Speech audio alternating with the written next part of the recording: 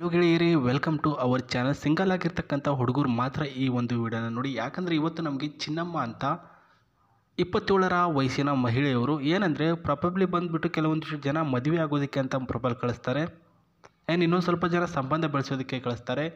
ಇವರು ಅದರಲ್ಲಿ ಮದುವೆ ಆಗಿಬಿಟ್ಟು ನಂತರ ಅವ್ರ ಜೊತೆ ಬೇರೆ ಮನೆ ಮಾಡ್ಕೋಬೇಕು, ಹಾಗಾಗಿ ಸರ್ ನನ್ನ ಜೊತೆ ಸಂಬಂಧ ಬೆಳೆಸೋದಕ್ಕೆ ಒಬ್ಬ ಹುಡುಗ ತಿಳಿಸಿ ಅಂತ ಮಾಹಿತಿ ಕಳಿಸಿದ್ದಾರೆ. ಸೊ ಇವರು ವಾಸವಾಗಿರೋದು ಉಕ್ಲಿ ಎಲ್ಲಿ ಬರುತ್ತೆ ಅಂದರೆ ಬಿಜಾಪುರದಿಂದ 25 ಕಿಲೋಮೀಟರ್ ಬರುತ್ತೆ. ಅಂದರೆ ಬಿಜಾಪುರದಲ್ಲಿ ಬೈಪಾಸ್ ಏನಿದೆ ಅಲ್ಲಿಂದಲೇ ಲೆಫ್ಟ್ಗೆ ಹೋದರೆ ಡೈರೆಕ್ಟಾಗಿ ಉಕ್ಲಿ ಇದೆ ಸ್ನೇಹಿತರೆ. ಪ್ರಸ್ತುತ ಸಿಂಗಲ್ ಆಗಿರ್ತಕ್ಕಂತಹ ಚಿನ್ನಮ್ಮ ಅವರು, ಸರ್ ನಾನು ಇರೋದು ಇವಾಗ ಸಿಂಗಲ್ ಆಗಿರೋದು, ಶಿಕ್ಷಣ ಬಂದುಬಿಟ್ಟು ಪೂರ್ಣ ಆಗಿಲ್ಲ, ಅಪೂರ್ಣ ಆಗಿದೆ. ಪ್ರಸ್ತುತ ನಾನು ಓದುವಂತಹ ಶೈಲಿ, ನಾನು ಇರ್ತಕ್ಕಂಥ ಸ್ಥಳ ನನಗೆ ಮ್ಯಾಚ್ ಆಗಲಿಲ್ಲ ಅಂತ ಹೇಳಿದ್ದಾರೆ ಸ್ನೇಹಿತರೆ. ಕುಟುಂಬದಲ್ಲಿ ಸರ್ವ ಮನೆಯ ಎಲ್ಲ ಸದಸ್ಯರು ಒಂದೇ ಮನೆಯಲ್ಲಿ ವಾಸವಾಗಿದ್ದೇವೆ.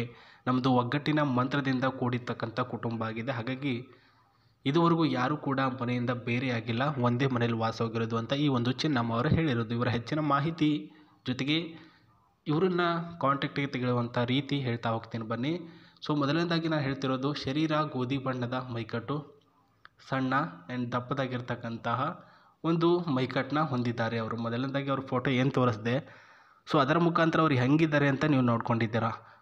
ಇನ್ನು ಎರಡನೇ ಪಾಯಿಂಟು, ಹುಡುಗ ಬಂದುಬಿಟ್ಟು ಬ್ರೈನ್ ಹೊಂದಿರತಕ್ಕಂಥ ಹುಡುಗ ಆಗಿರಬೇಕು. ಕೆಲವೊಂದಿಷ್ಟು ಟೈಮು, ಕೆಲವೊಂದಿಷ್ಟು ಸಂದರ್ಭ ಶಕ್ತಿಯಿಂದ ಆಗದೇ ಇರತಕ್ಕಂಥ ಕೆಲಸಗಳನ್ನು ಯುಕ್ತಿಯಿಂದ ಮಾಡ್ಬೋದು. ಆ ರೀತಿ ನಿಮ್ಮ ತಲೆಯಲ್ಲೂ ಕೂಡ ಬ್ರೈನ್ ಇರಬೇಕು ಆ್ಯಂಡ್ ಜೊತೆಗೆ ಕೆಲಸ ಕೂಡ ಇರಬೇಕು ಅಂತ ಹೇಳಿದ್ದಾರೆ. ಅನ್ಯ ಹುಡುಗಿಯರ ಬಳಿ ಕೆಲಸ ಇರಬಾರ್ದು, ವ್ಯವಹಾರ ಇರಬಾರ್ದು ಅಂತ ಹೇಳಿದ್ದಾರೆ. ಅಂದರೆ ನಾನು ಬಿಟ್ಬಿಟ್ಟು ಬೇರೆ ಗೆಳತಿ, ಬೆಸ್ಟಿ, ಅದು ಇದು ಅಂತ ಕರೀತಾರಲ್ಲ, ಆ ರೀತಿ ಯಾರು ಕೂಡ ನಿಮಗೆ ಇರಬಾರ್ದು. ಮತ್ತು ಹೆಣ್ಮಕ್ಳ ಬಳಿ ಮಾತು ಅಂತ ನೀವು ಆಡಬಾರ್ದು. ಒಳ್ಳೆಯ ಹುಡುಗ, ಶ್ರೀರಾಮನ ಗುಣಗಳನ್ನು ಹೊಂದಿರತಕ್ಕಂಥ ಹುಡುಗ ಇದ್ದರೆ ದಯಮಾಡಿ ಬನ್ನಿ, ನಾನು ನಿಮ್ಮನ್ನು ಮದುವೆ ಆಗ್ತೀನಿ ಅಂತ ಹೇಳಿದ್ದಾರೆ. ಬಟ್ ಕೆಲವೊಂದಿಷ್ಟು ಕಂಡೀಷನ್, ಇವರ ಕುಟುಂಬದ ಮಾಹಿತಿ, ಇವರನ್ನ ಕಾಂಟ್ಯಾಕ್ಟಿಗೆ ತೆಗೆದುಕೊಳ್ಳುವಂತಹ ರೀತಿ, ಮೊಬೈಲ್ ನಂಬರ್ ಕೊಟ್ಟಿದ್ದಾರೆ ಅಥವಾ ಜಿಮೇಲ್ ID ಕೊಟ್ಟಿದ್ದಾರೋ ಏನು ಕೊಟ್ಟಿದ್ದಾರೆ ಅದು ಮೇನ್ ಇಂಪಾರ್ಟೆಂಟ್ ಅಲ್ವಾ, ಅದನ್ನು ನಾನು ಹೇಳ್ತೀನಿ. 3ನೇ ಪೇಜ್ಗೆ ಬರೋಣ. ಸೊ ಮೊದಲನೇದಾಗಿ ನಾನು ಹೇಳಬೇಕು ಅಂದರೆ, ಪ್ರಸ್ತುತ ಇವ್ರ ಹತ್ರ ಒಂದು ಡ್ರೀಮ್ ಕಾರನ್ನು ಪರ್ಚೇಸಿಂಗ್ ಮಾಡಬೇಕು ಅಂತ ಕಾಯ್ಕೊಂಡು ಇಟ್ಕೊಂಡಿದ್ದಾರೆ.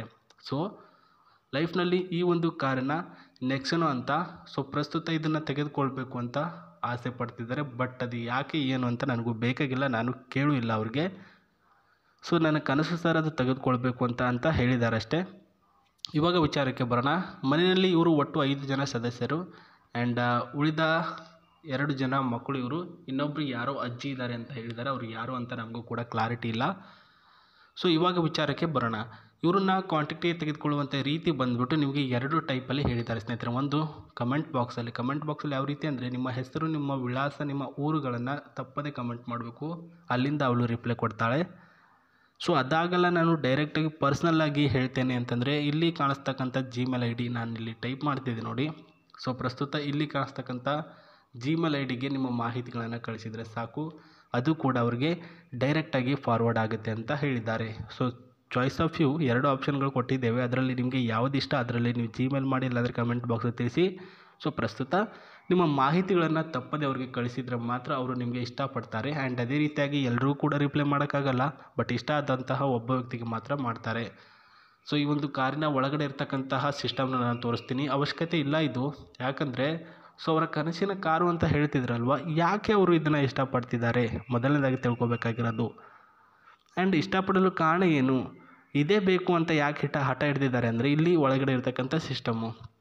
ಸೊ ಇಲ್ಲಿ ಸೀಟಿನಲ್ಲಿ ಯಾವ ರೀತಿ ಕಂಫರ್ಟಬಲ್ ಸೀಟು ಅಂತಂದರೆ, ವೆರಿ ಸ್ಮೂತ್ ಆ್ಯಂಡ್ ವೆರಿ ಹಾರ್ನೇಬಲ್ ಒಂದು ಸ್ಪೇಸಲ್ಲಿ ಇದರಲ್ಲಿ ಆ್ಯಡ್ ಮಾಡಿದ್ದಾರೆ. ಇದು ಹಾರ್ನ್ ಹೊಡೆಯುವಂತಹ ಒಂದು ಸ್ಪೇಸು. ಆ್ಯಂಡ್ ಇಲ್ಲಿ ಬಂದುಬಿಟ್ಟು ಸ್ಪೀಡ್ ಲಿಮಿಟ್ನ ನೀವು ನೋಡ್ಕೊಳ್ಬೋದು. 200ಇಂದ 400 ಕಿಲೋಮೀಟರ್ವರೆಗೂ ನೀವು ಸ್ಪೀಡಲ್ಲಿ ಹೋಗ್ಬೋದು. ಇನ್ನು ಡೀಸೆಲ್ ವೇರಿಯಂಟ್ ಆಗಿರುತ್ತೆ ಸ್ನೇಹಿತರೆ ಇದಕ್ಕೆ. ಸೊ ಏನಿಲ್ಲ ಅಂದರೂ 500 ರೂಪಾಯಿ ಅಥವಾ 1000 ರೂಪಾಯಿ ಡೀಸೆಲ್ ಹಾಕಿದ್ರೆ, ಒಂದು ಮಿನಿಮಮ್ 1000 ರೂಪಾಯಿ ಡೀಸೆಲ್ ಹಾಕಿದ್ರೆ ಅಂದರೆ ಸ್ನೇಹಿತರೆ 250-200 ಕಿಲೋಮೀಟರ್ವರೆಗೂ ಹೋಗ್ಬಿಟ್ಟು ವಾಪಸ್ ಬರುತ್ತೆ ಅಂತ ಹೇಳಿದ್ದಾರೆ. ಹಾಗಾಗಿ ದುಡ್ಡು ಕೂಡ ಸೇವ್ ಆಯಿತು, ಕಾರಲ್ಲೂ ಕೂಡ ಓಡ್ದಂಗೆ ಆಯಿತು ಅಂತಂದ್ಬಿಟ್ಟು ಅವರ ಒಂದು ತಲೆಯಲ್ಲಿದೆ. ಸೊ ಮಾಹಿತಿ ಇದಾಗಿದೆ. ಮತ್ತೆ ನಾನು ನಿಮಗೆ ಸಿಗ್ತೀನಿ. ನಮಸ್ತೆ, ಬಾಯ್.